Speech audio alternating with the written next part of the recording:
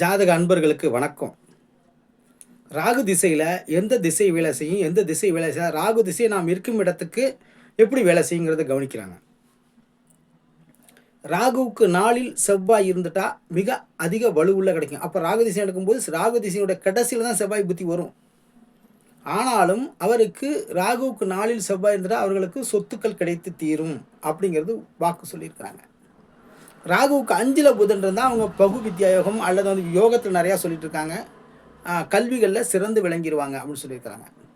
அதேமாதிரி ராகுவுக்கு 9ல் குரு இருந்தால் அவங்கள எப்படியாவது காசு பண செல்வங்களை இந்த ஜாதக ராகு திசையில் மேலே கொண்டு வந்துன்னு சொல்லிடுறாங்க. ஆனால் ராகுவுக்கு கூட சூரியன் இருந்துட்டால் அது தகப்பன் ஸ்தானத்தை சரியாக வாழ வைக்கிறது இல்லை, அவர்களுக்கு அவமானம். அப்போ ராகு திசையில் சூரிய புத்தி மிக கொடியதாக இருக்கிறது. ராகுடைய திசை 18 வருஷத்தில் 9 வருடங்கள் தான் வேலை செய்யுது, 9 வருடங்கள் வேலை செய்கிறதில்ல.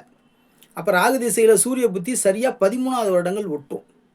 அப்போ அவ்வளோ நாள் இருந்தவங்க 13 ராகு திசையில் 13 வருடங்கள் கழித்து கொஞ்சம் தொந்தரவுகளை தந்துடும். அப்போ இப்போ ராகு திசை இன்றைக்கி இருக்குது. ராகு வந்து கும்பத்தில் இருக்குது. கும்பத்துலேருந்து 3வது பறையாக மேசத்தை பார்க்குது.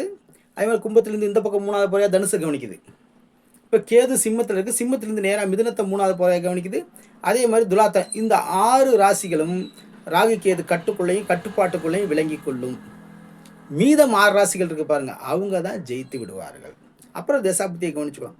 அதனால் ராகுனுடைய கோச்சார நிலைகளையும் ராகுவையும் கொஞ்சம் கவனித்து அதற்குரிய நின்ற நட்சத்திரங்கள் பகையாக நட்பான கவனித்தோம்னா ராகுடைய திசையிலேருந்து நம்ம தப்பிச்சுக்கலாங்க.